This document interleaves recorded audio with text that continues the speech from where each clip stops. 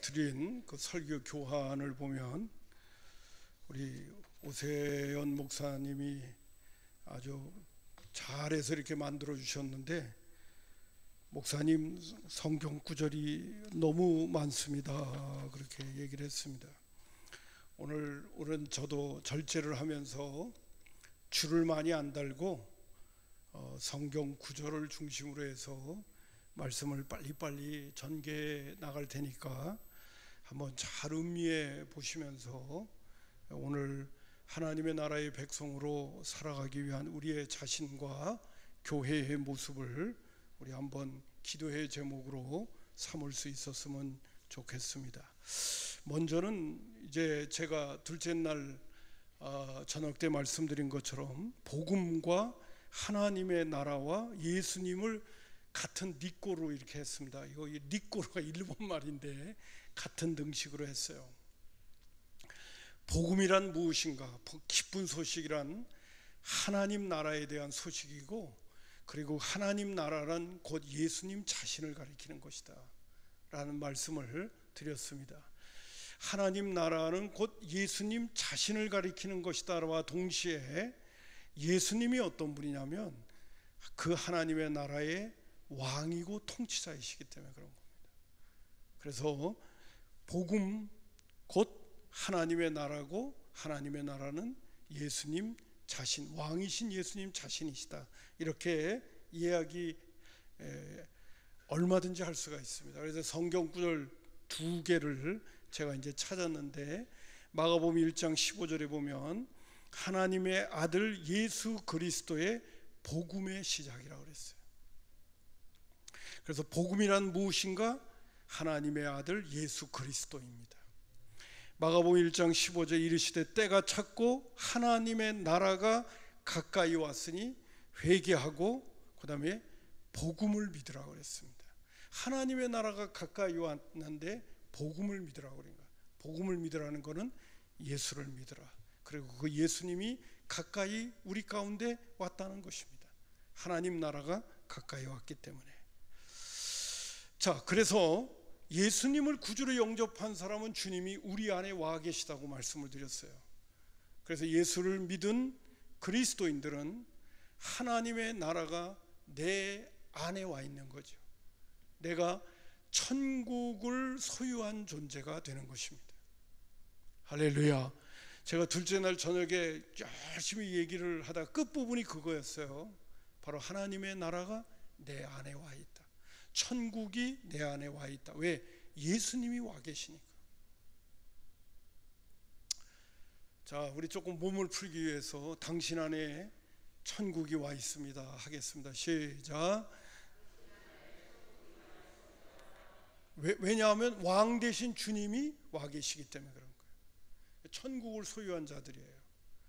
그리고 어제 우리 그 구목사님이 처음에 본문 성경 구절을 찾아냈던 것도 뭐냐면 마태복음 13장 44절에 보면 천국은 마치 이와 같은데 밭에 감추인 보화와 같다. 예수님을 모신 사람은 밭에 감추인 보화처럼 세상 사람들에게는 감추어져 있어요. 나에게는 그것이 드러나 있습니다. 그래서 예수님을 모신 사람은 보화를 소유한 존재고, 이 보화 때문에 바울 사도가 고백한 것처럼 내가 그렇게 세상에 자랑스럽게 생각하고 그렇게 뻐길 수 있어서는 세상의 모든 것들을 배설물처럼 여겼다는 거예요. 그 숨겨진, 그 감추어진 보물을 내 것으로 삼기 위하여 모든 소유를 팔아 그 밭을 샀느니라. 믿지 않는 사람들이 볼 땐 미친놈들이죠. 미친 짓을 하는 사람들이죠. 그러나 보화의 가치를 발견한 사람은 모든 것을 팔아서 그 보물을, 그 밭을 사서 그 보물을 내 것으로 만드는 거죠. 예수를 믿어 구원받은 사람들은 이런 가치를 갖고 있는 사람들. 천국을 소유한 사람은 이제 그런 그 가치를 갖고 살아가기 때문에 대가를 지불하는 것을, 주님을 위하여 대가를 지불하는 것이 그렇게 어떤 면에서는 큰 문제가 되지 않는다는 겁니다. 자, 그렇다면 여러분, 계속해서 내 안에 와 있는 천국에 대해서 그냥 뭐 천국만 와 있으면 다 되는 거냐? 그게 아니라 내 안에 통치자가 와 계시기 때문에 계속해서 주님의 통치를 받아야 한다는 거예요. 우리에게는 자유의지가 항상 존재하고 있기 때문에 예수님을 나의 구주, 나의 왕으로 모셨다 하더라도 그것이 한 번만 모시고 끝나는 것이 아니라 내가 영원한 하늘나라 가는 그날까지 계속해서 내 안에 계신 주님을 정말 주인으로 모시면서 늘 살아가는 삶이 우리의 삶 속에서 펼쳐져 가야 되겠죠. 그리고 주님의 통치를 제대로 받을 때 내 안에 천국을 누리고 천국을 경험하는 겁니다.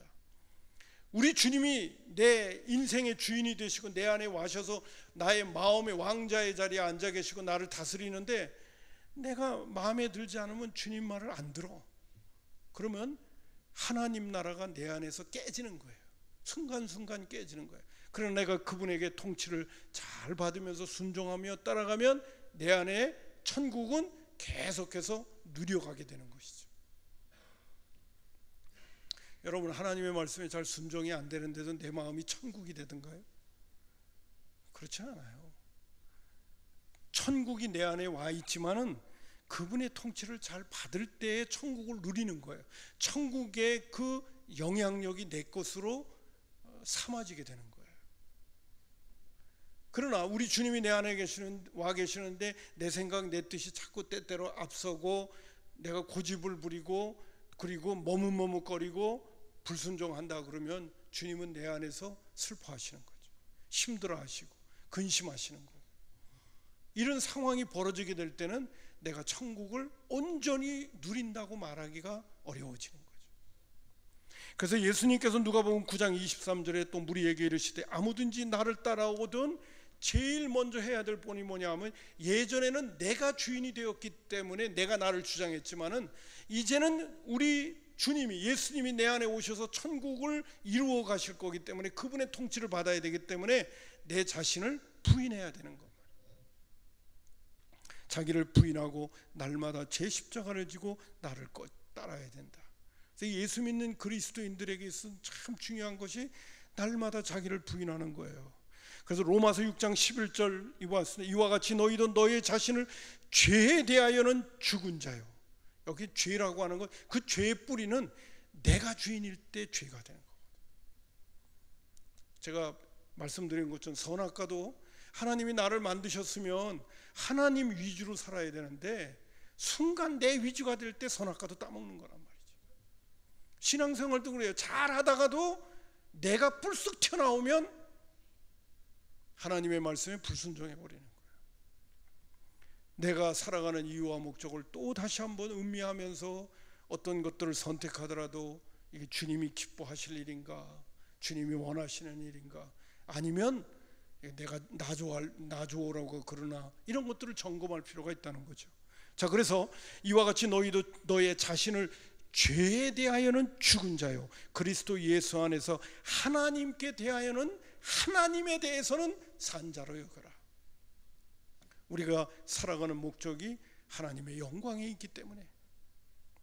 갈라디아서 2장 20절을 또 음미합니다. 내가 그리스도와 함께 십자가에 못 박혀 죽었나니 그런즉 이제는 내가 사는 게 아니라 오직 내 안에 그리스도께서 사신다. 주님 위주로 살아야죠. 고린도서 15장 32절에 형제들아 내가 그리스도 예수 우리 주 안에 있는 가진 바 너희에 대한 나의 자랑을 두고 단언하노니 나는 날마다 어쩐다? 날마다 어쩐다? 죽는다. 내 옛자아는 날마다 죽이는 거예요. 주님이 드러나시게 하시기 위해서. 왜? 주님을 왕으로 모셨으니까 내 안에 늘 천국이 이루어지려면, 왜? 하나님의 나라라는 것은 하나님이 다스리시는 나라잖아요. 하나님이 통치하시는 나라, 주님이 통치하시는 나라니까 내 안에 천국이 늘 이루어지려면 그분의 통치를 받아야 되고, 그분의 통치를 받는데 가장 큰 문제가 바로 나 자신이니까 나를 쳐서 복종시켜야 되는 거예요. 그래서 내 마음을 늘 천국화시켜야 하는 그 작업이 필요한 것이죠. 그래서 나는 정말 자신의 바울 사도는 내 자랑이 뭐냐? 내가 날마다 죽는 거다. 고린도전서 4장 10절 11절에 있는 말씀도 잘 음미해 보세요. 우리가 항상 예수의 죽음을 몸에 짊어지면 예수의 생명이 또한 우리 몸에 나타나게 하려면, 내가 내 몸을, 그것도 항상 예수의 죽음을 내 몸에 짊어지는 거예요. 날마다 죽는다는 거예요. 그럴 때마다 어떻게 하느냐? 예수의 생명이 나에게로부터 나타난다는 거예요. 우리 살아있는 자가 항상 예수를 위하여 죽음에 넘겨지면 예수의 생명이 또한 우리 죽을 육체에 나타나게 하려 합니다.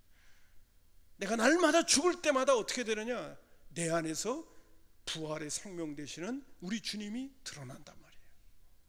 누구를 통해서? 나를 통해서. 내가 죽을 때마다. 할렐루야. 이게 신앙생활이에요. 이게 멋진 신앙생활이고, 주변에 있는 사람들에게는 살아계셔서 역사하시는 주님을 드러내는 기회가 되고, 내 안에는 천국을 경험하게 되어지는 거예요. 왜? 주님의 통치를 받으니까. 자, 그러므로 여러분, 우리는 이제 선택을 해야 돼요. 주님 모시고 살면서도 선택을 잘 못할 때가 많아요. 이제 선택을 제대로 해야 된다는 거죠. 베드로전서 3장 15절에 보면 쉬운 성경으로 이런 표현이 나옵니다. 마음속에 그리스도만 거룩한 주님으로 모시십시오. 마음속에 누구만? 그리스도만 거룩한 주인으로 모시기 바랍니다. 로마서 8장 5절과 6절, 육신을 따르는 자는 육신의 일을, 영을 따르는 자는 영의 일을 생각하느니 육신의 생각은 사망이요 영의 생각은 생명과 평안이라. 여러분, 우리에게는 분명히 내가 중심이 될 때는 육신의 생각입니다. 우리 주님이 중심이 될 때는 영의 생각이 되는 거예요. 그러므로 육신의 생각은 사망의 길로 가지만은 영의 생각은 생명과 평안이라는 말씀을 우리에게 주고 계십니다. 그러므로 여러분, 우리가 늘 영의 생각을 쫓고 주님을 나의 왕으로 모셔드리니까 그분의 통치를 잘 받으려면 참 우리 힘만 가지고는 안 돼요. 우리에게 주어진 현실과 상황과 여건도 있기 때문에 에베소서 5장 16절부터 18절에는 우리의 연약함을 아시기 때문에 우리가 예수를 믿을 때 성령님을 보내주신 거예요. 그분의 도움을 입으면서, 성령이란 무슨 뜻입니까? 파라크레토스, 내 옆에서 나를 돕는 분입니다. 내가 날마다 죽게 만들고 나를 쳐서 복종시키게 하고 내가 부인되게 만들고, 뿐만 아니라 육신의 생각이 아니라 영의 생각에 내 생각을 고정시킬 수 있는, 생각이라고 하는 걸 따른다는 건 뭐냐면 생각을 거기다 고정시킨다는 거예요. 원문의 뜻을 보게 되면 그렇게 우리를 도와주시는 분이 계셔요. 그분이 바로 누구냐? 성령님이십니다. 구약과 신약의 근본적인 차이가 하나 있어요. 구약의 이스라엘 백성들이 실패했다면 신약의 그리스도인들은 승리할 수 있는 근본적인 것은 성령님이 우리 가운데 와 계시다는 거예요. 할렐루야. 그러므로 에베소서 5장 16절부터 18절에 보면 세월을 아끼라, 이 말은 다른 말로 표현하면요, 기회를 살아. 다른 원문에는 그렇게 했다. 기회를 살아. 세월을 아끼라, 때가 악하니라. 그러므로 어리석은 자가 되지 말고 오직 주의 뜻이 무엇인가 이해하라. 술 취하지 말라. 이는 방탕한 것이니 오직 성령의 충만을 받으라. 세월을 아껴라. 기회를 살아. 그리고 시간을 낭비하지 마라. 주님 뜻대로 살지 않는 시간은 다 잃어버리는 시간이다. 그리고 성령의 충만함을 받아서 어떻게 해야 되느냐? 날마다 나를 쳐서 복종시키고, 오늘도 주님의 주되심을 인정하고, 육의 생각이 아니라 영의 생각에 늘 나의 초점을 맞추는 역사가 있어라 하는 그런 말씀을 우리에게 해 주고 계시는 것입니다. 이 성령의 충만함을 위해서는 어떻게 해야 됩니까? 오직 성령의 충만함을 받으라고 하는 것처럼 날마다 성령의 충만함을 갈구하고 그러는 기도의 사람이 되어야 한다는 것입니다. 여기에 기도의 중요성이 있는 거예요. 여러분, 우리가 늘 깨어서 기도해야 되고 성령 충만함을 구해야 될 것 가운데 중요한 초점은 주님의 뜻대로 사는 자가 되고 내 안에 천국을 늘 유지하고, 뿐만 아니라 나를 통하여 주님의 영광이 내 주변에 흘러가게 하기 위하여 우리는 늘 성령의 충만함을 구하고 찾고 두드리는 그런 하나님의 사람들이 되어야 한다는 것이죠. 제가 좋아하는 성경 구절 에스겔서 36장 27절 26, 27, 37절을 우리 다 같이 한번 읽겠습니다. 시작. 또 새 영을 너희 속에 두고 새 마음을 너희에게 주되 너희 육신에서 굳은 마음을 제거하고 부드러운 마음을 줄 것이며 또 내 영을 너희 속에 두어 너희로 내 율례를 행하게 하리니 너희가 내 규례를 지켜 행할지라. 주 여호와께서 이같이 말씀하셨느니라. 그래도 이스라엘 족속이 이같이 자기에게 이루어 주기를 내게 구하여야 한다. 날마다 주님의 성령의 충만함, 새 영을 주시는 또 새 영을 받은 그 성령님이 내 안에서 늘 충만하게 활동하실 수 있도록 주님 앞에 계속 구하는 것이죠. 골로새서 4장 2절 기도를 계속하고 기도에 감사함으로 깨어 있으라. 할렐루야.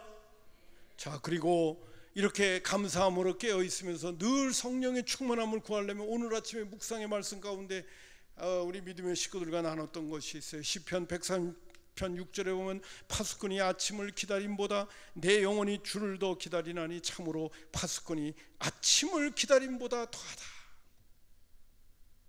여러분, 제가 우리 믿음의 식구들에게 설명드린 적이 있어요. 여러분, 보초 서는 사람들은요, 보초 서는 군인이 제일 바라는 게 뭔지 아느냐? 보초 시간이 빨리 끝나기를 바랍니다. 왜? 보초 서는 시간 너무너무 힘듭니다. 무지무지하게 힘들어요. 그게 뭐 30분 하고 그러면 괜찮은데 1시간만 서 있어 봐요. 저는 이 강대상에서 모르고 그냥 열심히 설교하느라고 1시간 그냥 후딱 지나가기도 하지만은 1시간 설교하고 나면 다리가 후들후들해져요. 뭣도 모르고 열심히 집중하고 하다 보면 1시간 그냥 서 있으니까. 그렇잖아요? 그러니까 어딘가 집중하고 골똘하게 하기 때문에 그렇지만 보초 서는 사람은 계속, 제가 오늘 아침에도 얘기했습니다마는 강화도에서 제가 방위 받을 때, 해병 방위를 할 때 그 전탐 기지에서 이틀에 한 번씩 보초를 쓸 때마다 4시간씩 서 있어야 됩니다. 현역 군인이 그 저기 지피 같은 데 위에서요 이렇게 똑바로 서 있지 않으면 불러들여요. 그래가지고 때립니다.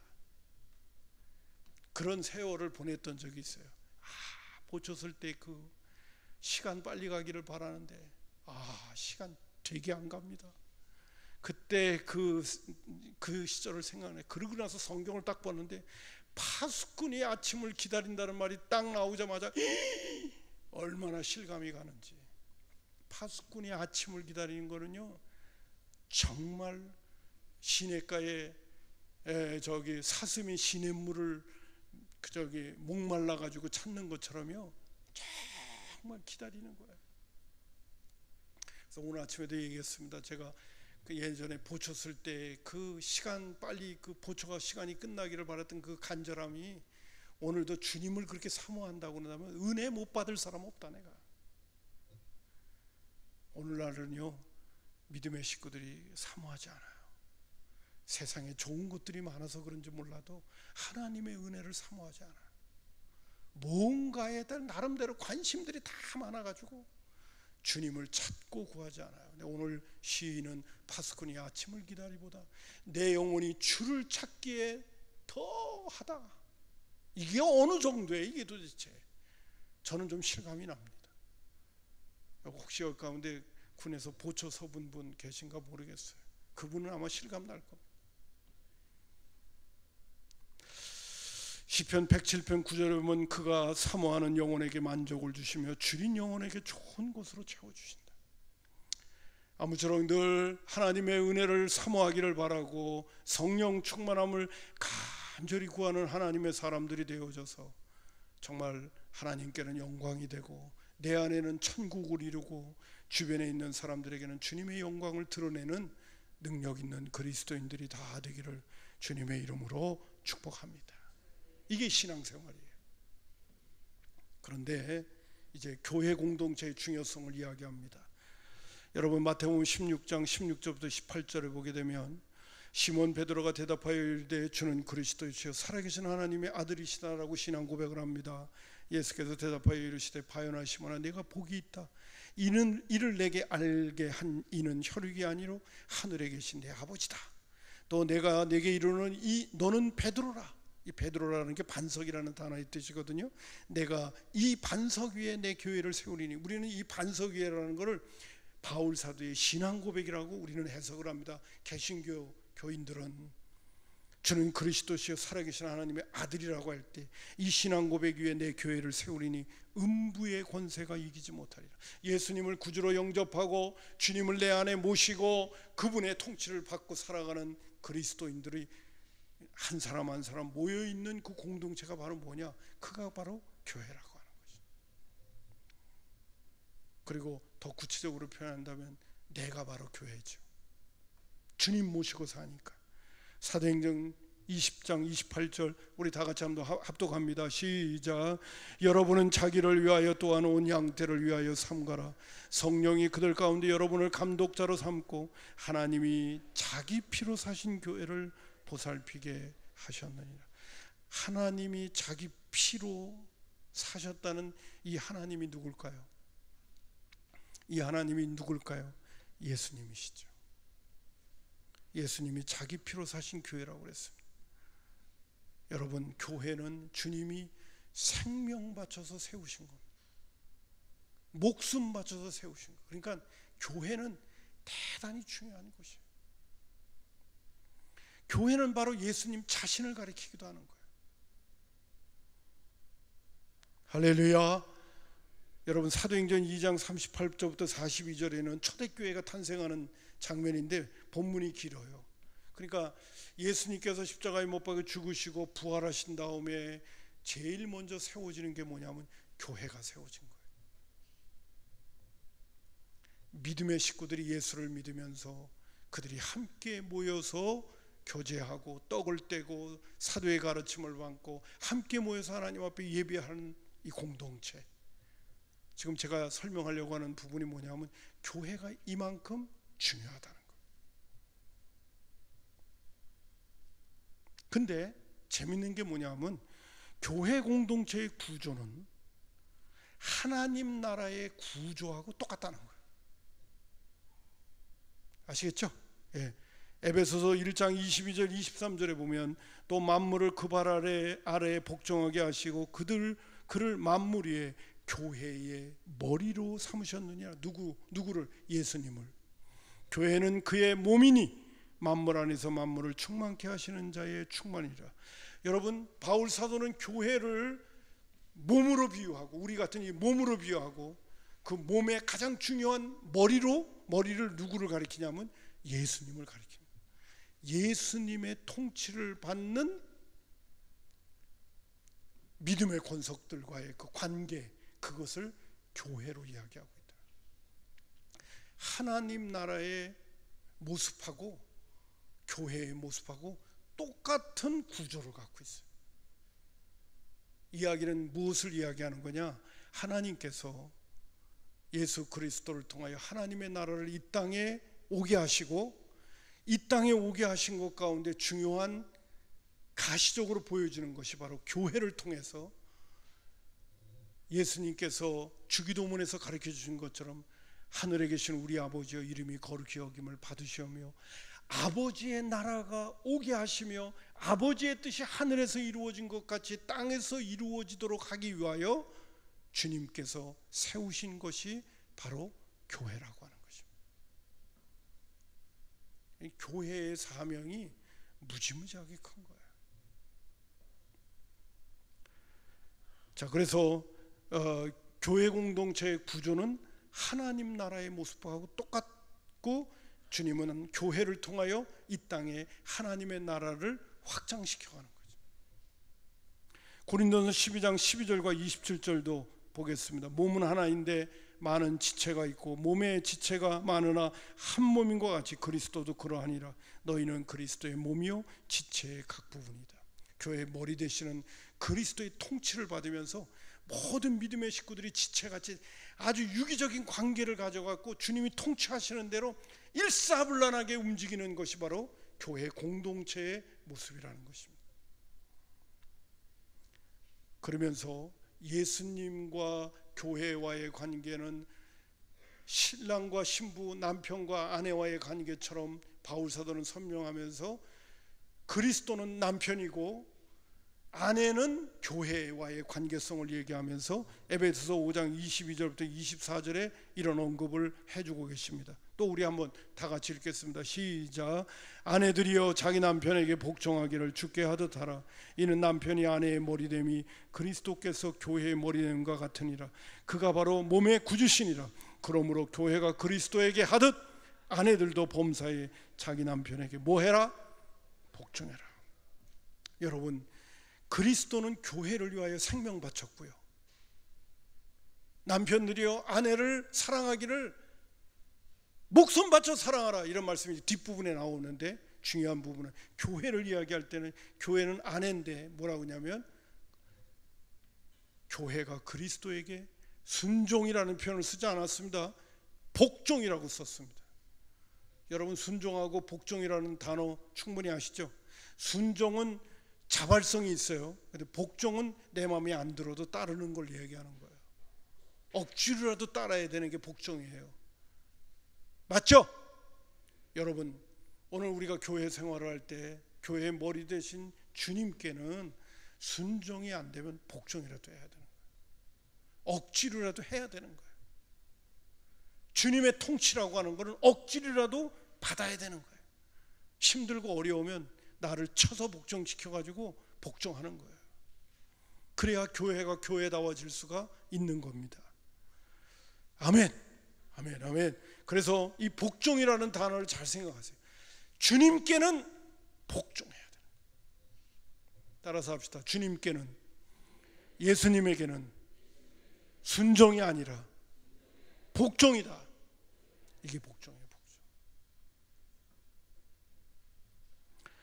자, 그 다음에 이제 교회의 구조 가운데 중요한 부분이 뭐냐면요, 머리 대신 그리스도를 중심으로 해서 아주 일사불란하게 연결되어져 있는 지체들의 관계를 바울 사도는 예를 들어 설명하면서 이런 표현을 썼습니다. 고린도서 12장 25절, 몸 가운데 무엇이 없고, 몸 가운데 무엇이 없어요? 분쟁이 없고 오직 여러 지체가 서로 같이 어떻게 하셨느냐? 돌보게 하셨느냐. 여러분, 오른손하고 왼손하고 늘 싸우는 거 보셨어요? 오른쪽 눈하고 왼쪽 눈하고 막 싸우는 거 보셨어요?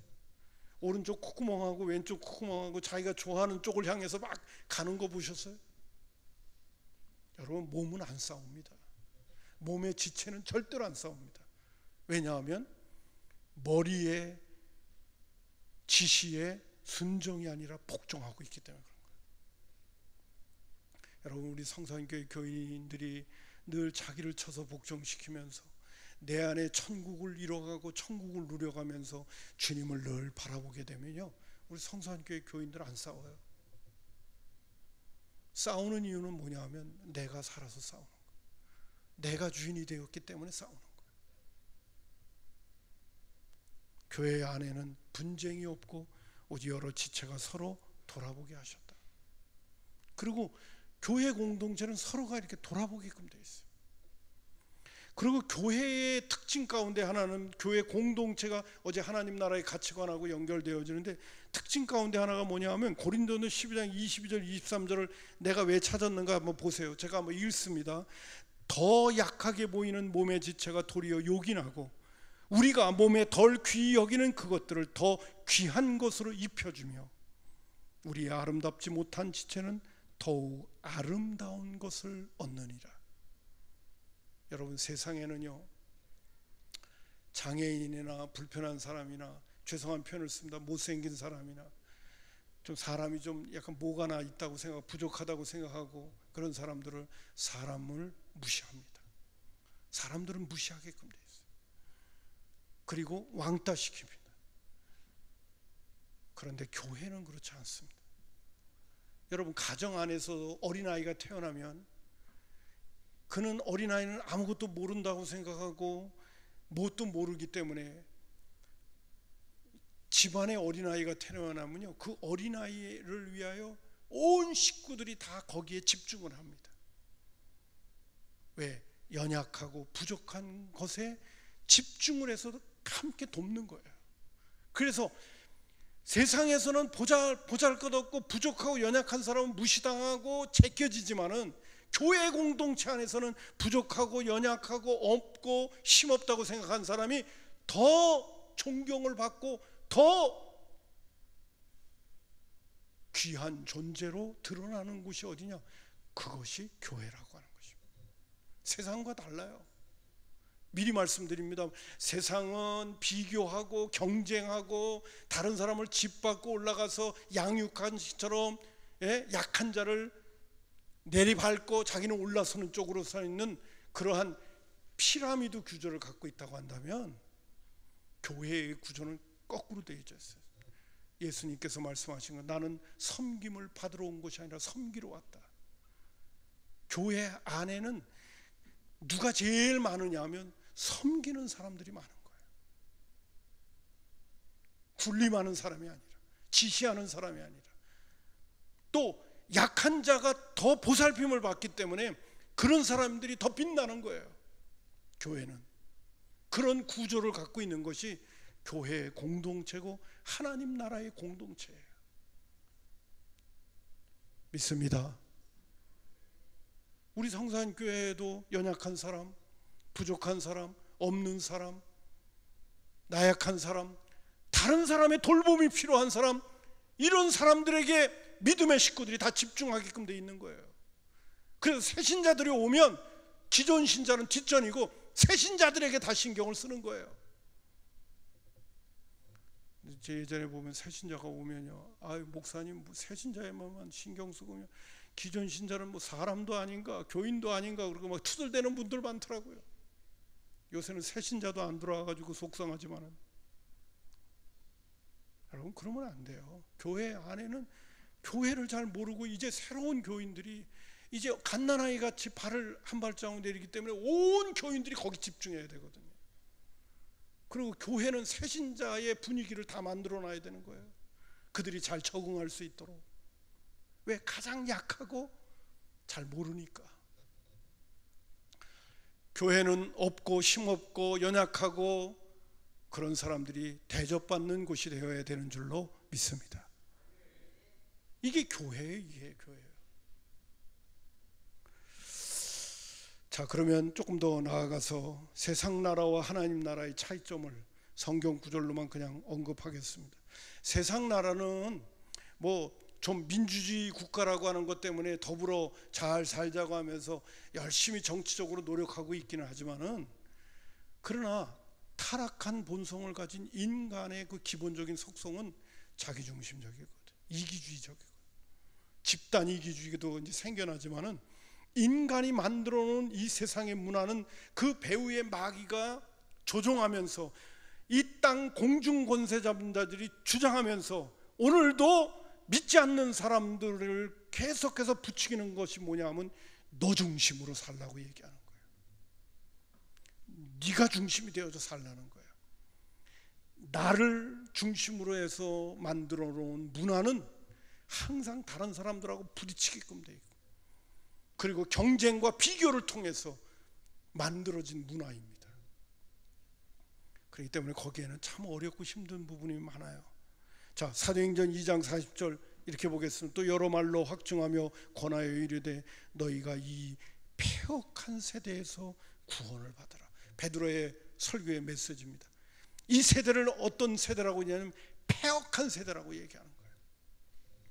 새 번역으로 보니까 삐뚤어진 세대, 현대인의 성경으로 말하니까 타락한 세대라고 표현합니다. 공동 번역으로는 사악한 세대. 저를 한번 쳐다보세요. 이 패역한 세대에서 구원을 받으라고 그러는데, 우리가 패역한 세대에서 구원을 받은 존재가 패역한 세대 속으로 들어가면 되겠어요? 삐뚤어진 세대 속에서 바른 사람으로 나왔는데 삐뚤어진 세계 속에 물들면 되겠어요? 그건 절대로 안 되는 거거든요.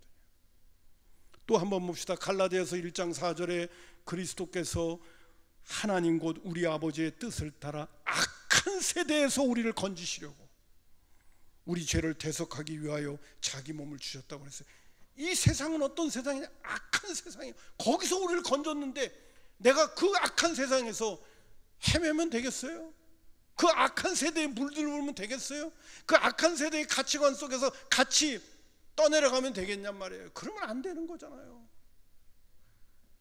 여러분, 저와 여러분의 이 악한 세대에서 건짐을 받았기 때문에 하나님의 백성으로서 이 악한 세대를 변화시켜 가야죠. 이 악한 세대를 나의 삶과 인격과 가치관을 가지고 이 세상에 나가서 이 세상을 새롭게 만들어 가야죠. 하나님의 나라로 만들어 가야 될 사명이 저와 여러분에게 있는 거죠.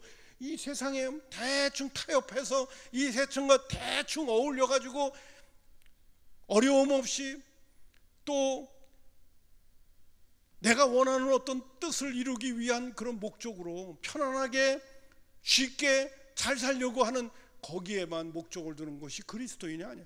그리스도인은 이 땅에 살 적에 편안하게 또 나름대로 잘 살기 위한 것이 목적이 아니에요.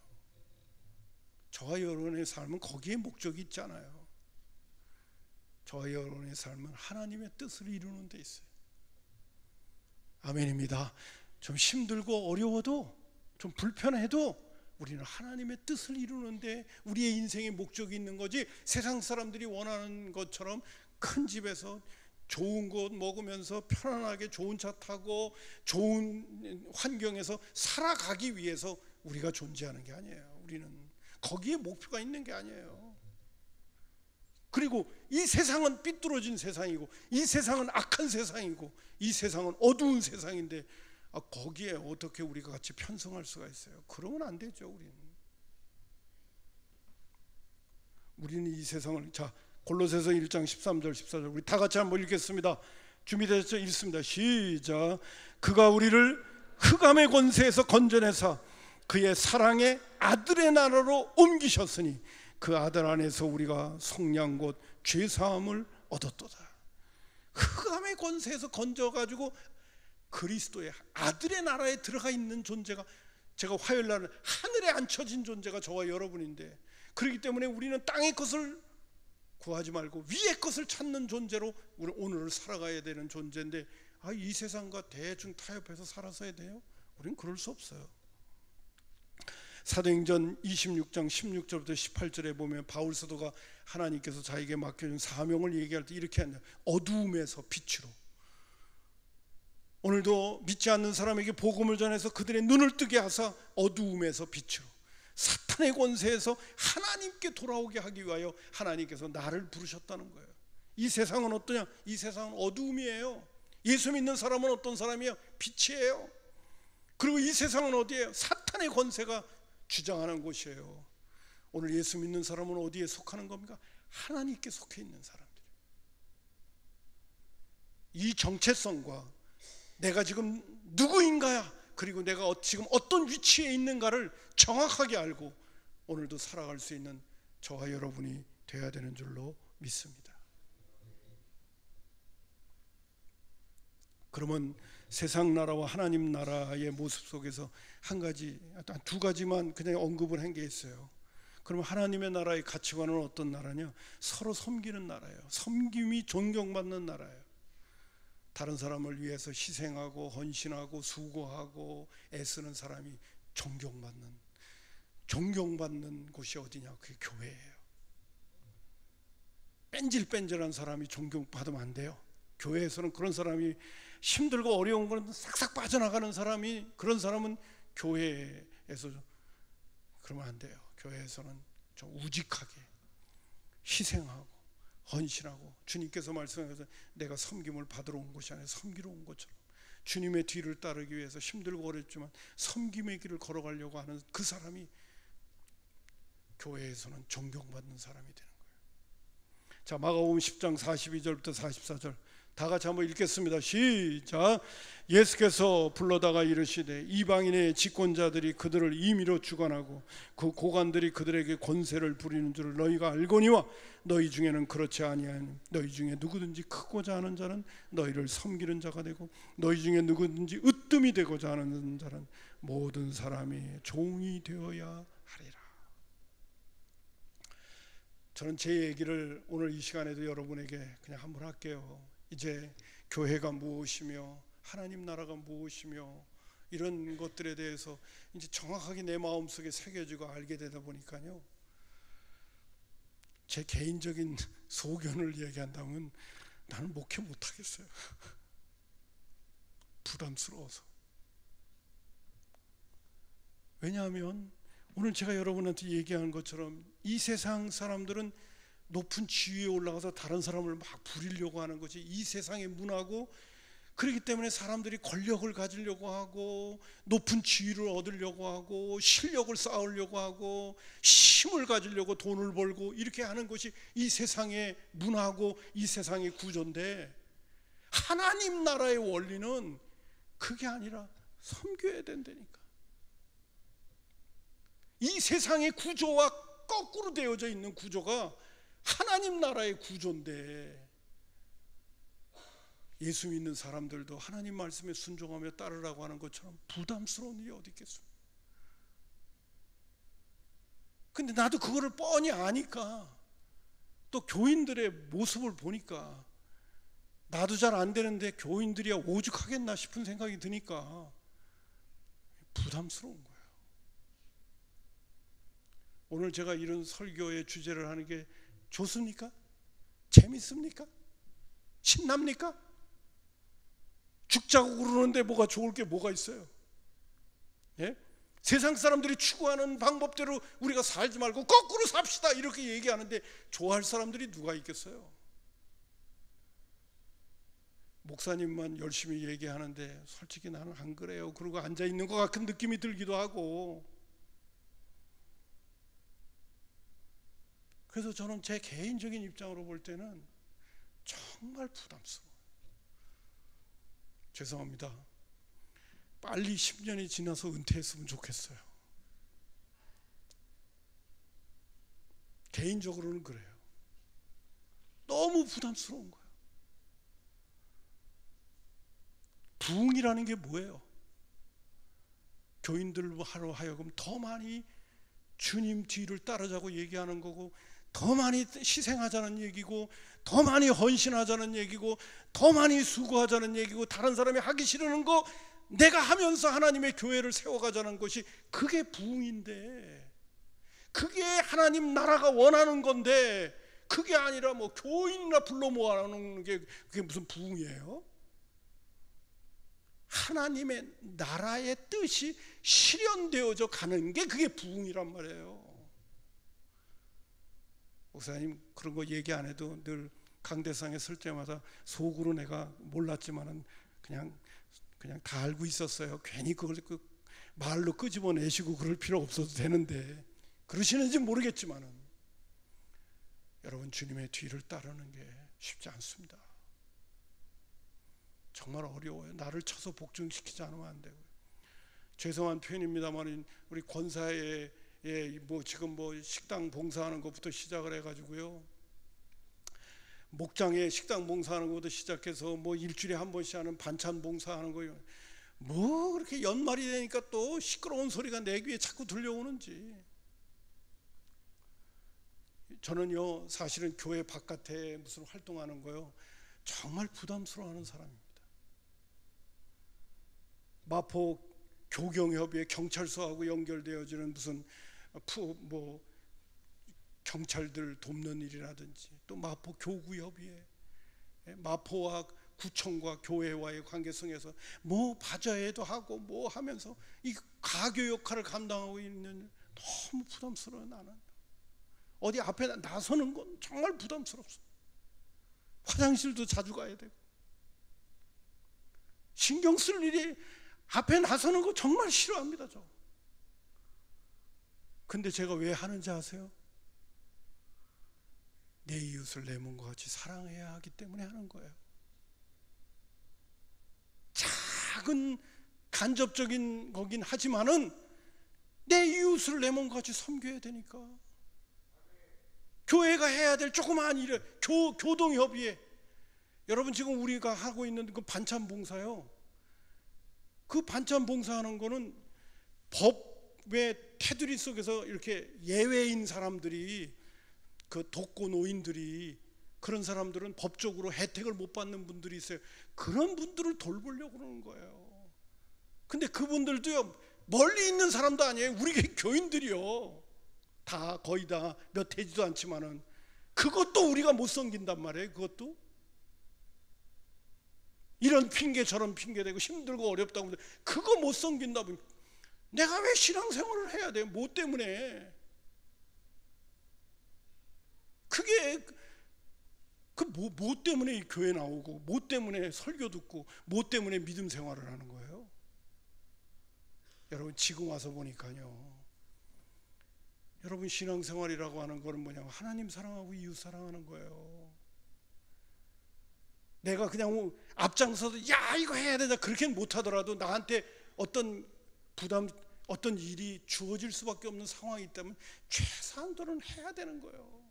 야, 이 하나님 나에게 맡겨준 사명인가 보다 그러고 힘들고 어려워도 하는 거예요. 아멘입니다. 갑자기 이러다가 보니까 제가 김홍덕 집사님이 갑자기 반찬하고 이렇게 연결이 되어져. 쳐다보여지. 여러분 힘들고 어려운 일들이 그런 것들을 통해서 내 이웃을 섬기는 거예요. 갑자기 생각이 나서 그런데 한 2년 전에 이제 저기 그 장로교회 얘기는 한데 저 시내 안에 그 세문안 교회 있잖아요. 세문안 교회가 교회를 잘 져갖고 이번에 뭐 상도 받았어요. 교회를 잘 져서 멋지게 잘 진 것 같아요. 세문안 교회가. 예. 거기에 그 언더우드가 세운 최초의 교회 중에 하나잖아요. 여기 서교동 교회하고 교회잖아요. 거기 이제 한 2년 전에 목사님이 이제 담임 목사님이 새로 오셨어요. 그래서 그 목사님 아마 이상학인가 목사님이셔요. 저쪽 지방에 있는 울산인가 포항에 계시다가 올라오시게 되었는데 그분이 이제 부임을 받고 세문안 교회 오기 전에 이제 오시기 전에 미국에서 유학을 했기 때문에 미국에 한번 잠깐 갔다 오는 기회가 있었는데 그분이 미국에 있었을 때의 이야기를 잠깐 언급을 하시더라고요. 자기가 미국에 갔는데 처음에 유학 좀 보내달라고 하나님 앞에 기도해가지고 미국에 유학을 가긴 했는데 이 돈 준비를 못하고 가가지고 처음에는 어학 연수를 해야 되는데 뭐 어떻게 해야 되나 돈은 없고 그러는데 무슨 이렇게 장학제도가 뭐 있어가지고 어느 시골에 있는 그 대학에 그 장학금을 받아서 가서 그 언어 연수를 할 수 있는 곳이 있었대요. 그게 그 테네시 주에 있는 뭐 어디 시골에 있는 학교였나 봐요. 일단은 언어 공부를 해야 되니까 미국 사람들만 있는 그쪽으로 이제 온 가족들이 먼저 가게 됐습니다. 언어 연수를 하기 위해서. 거기 시골인데 소도시인데 거기는 아주 보수적인 지역이고 그러다 보니까요 백인 우월주의가 굉장히 심하더래요. 자기도 아시아 사람 아니에요. 흑인만이 문제가 아니라 백인들이 그 뭐 마켓을 가든지 상가를 가게 되면 백인들의 눈총이 이게 말이 아니라는 거예요. 이거 가게 되면 이놈이 여기 왜 와서 살아 이거 이렇게들 다 보는 것 분위기가 그런 거예요. 백인들이 인종차별하는 거죠. 그런 분위기가 막 너무 보이더래요. 그러면서 그래도 영어 공부를 해야 되겠다고 싶어서 한인교회를 찾지 않고 미국인 교회를 갔대요. 근데 미국인 교회를 자기가 온 가족이 가서 주일날도 예배드리러 갔는데 아니 마켓이나 상점에서 사람들이 쳐다보는 그 눈초리가 아니라 얼마나 교인들이 그 아시아에서 온 사람들을 향하여 눈총이 얼마나 따뜻하고 상냥하고 친절하고 편안한지. 교회 안에는 인종차별이 없는 거야. 교인들이. 그리고 왔다고 그렇게 친절하게 대해주고요. 그 다음에 또 외국에서 와서 낯설다고 이것저것들을 그렇게 교인들이 챙겨주더라는 거야. 사랑을 얼마나 받았는지 몰라. 자기 거기서 언어 교육 받는다고 한 10개월 있다가 떠날 때쯤 돼서 인사를 하려고 그러니까 그 마지막 주일날 앞으로 가족들을 다 나오게 해가지고 이제 마지막 고별 인사도 하게 하면서 자기네들이 조금씩 모았다고 장학금까지 전달을 해주더래요. 근데 그때 당시에 그 장학금을 받아서 자기가 받는데 정말 큰 돈이었다. 그때 자기는 그 작은 시골에 있는 교회의 그 사랑의 영향을 받으면서 교회가 무엇인가를 거기서 깨달았다는 거예요. 교회가 무엇인가. 그래서 자기가 서울에 있는 세문안교회 올 때 먼저 미국에 가면서 자기에게 사랑을 받았던 그 교회를 둘렀대요. 이제는 더 시골이 되어져 갖고 교회는 쪼그라들어 있고 세월이 지나면 그 교회가 없어질지도 모른다는 거예요. 그렇긴 하지만은 그 교회에서 자기가 받은 그 사랑은 또 그 교회에서 주어진 그 영향력은 계속 갈 거라고 생각하면서 자기 그 교회의 우체통에다가 자기가 그때 받은 사랑 그 액수는 아니지만은 거기다가 헌금을 넣어두고 그것을 떠나게 되어졌다고 그러면서 교회란 무엇인가, 교회란 무엇인가 그 이야기를 하시더라고요. 여러분, 교회란 무엇이에요? 교회는 뭐 하는 곳이에요?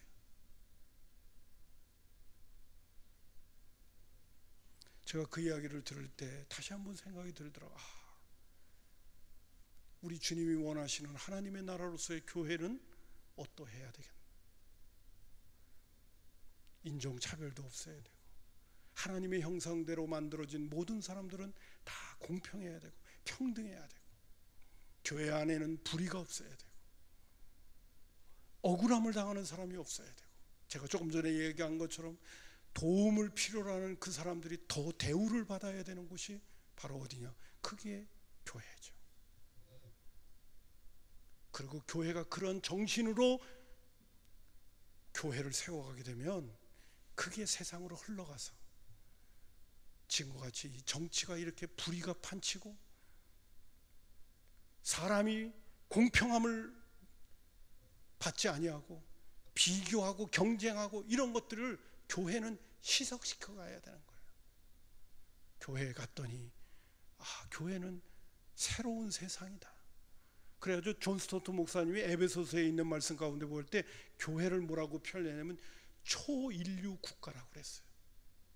초인류 사회가 바로 뭐냐? 하나님이 꿈꾸는 초인류 사회가 교회라고 얘기했던 거예요.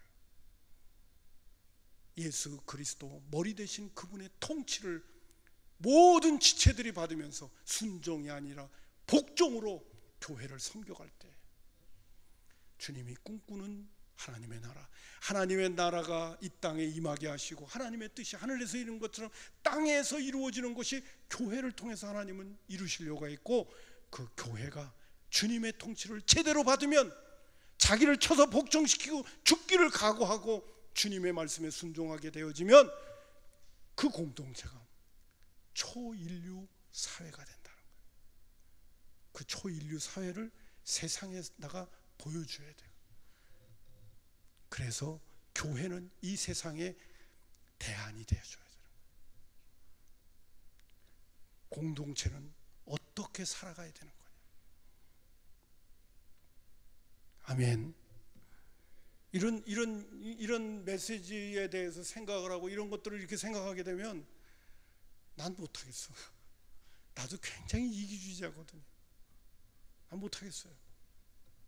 어떻게 해야지 이게 본이 되고 이 길로 같이 가자고 그럴 수 있을까? 나는 못하겠는 거야. 부담스러워요. 그러나 오늘 주님께서 저에게 주시는 한 가지 말씀이 있다고 한다면 다 부족하지만 너도 부족한 거 내가 다 알아. 그러나 열심히 전하면서 함께 목표를 향해서 주님이 원하시는 말씀의 사람으로 조금씩 변화되어져 가기를 바란다. 그러고 계시는 것 같아요. 누군가 아멘 해주셔서 참 고맙습니다. 이게 교회예요. 이게. 자, 여러분 요한복음 13장 34절 35절 한번 다 같이 읽겠습니다. 보셨어요? 읽겠습니다. 시작. 내가 너희에게 새 계명을 준다. 서로 사랑하여라. 내가 너희를 사랑한 것 같이 너희도 서로 사랑하여라. 너희가 서로 사랑하면 모든 사람이 너희가 내 제자인 줄 알리라 얘기했어요. 교회는 어떤 곳이냐? 사랑의 공동체.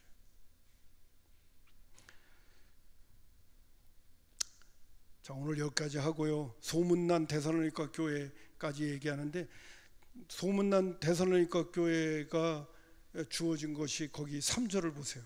이제 성경 말씀 데살로니가전서 1장 3절. 지금까지 제가 얘기한 것이 데살로니가 교회에서 그대로 다 이루어지고 있었던 거예요. 데살로니가전서 1장 3절. 여러분 우리 다 같이 한번 합독합니다. 시작.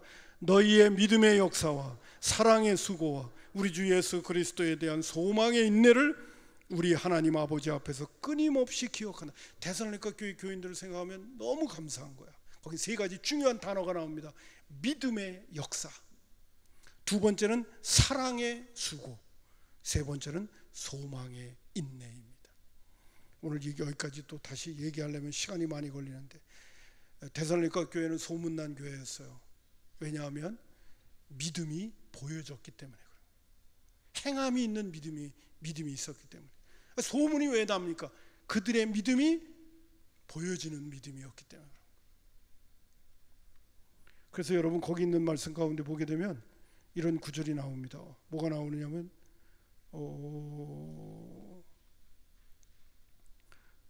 죄송합니다. 데살로니가 7절 8절 보겠습니다. 제가 읽을게요. 7절. 그러므로 너희가 마게도니아와 아가야에 있는 모든 믿는 자들의 본이 되었느니라. 믿는 자의 본이 되었느니라. 주의 말씀이 너희에게서부터 마게도니아와 아가야에만 들릴 뿐 아니라 하나님을 향한 너의 믿음의 소문이 각처에 퍼졌다, 이렇게 말합니다. 여러분 제가 곧잘 얘기하죠. 믿음은 반드시 보여지게끔 되어져 있어요.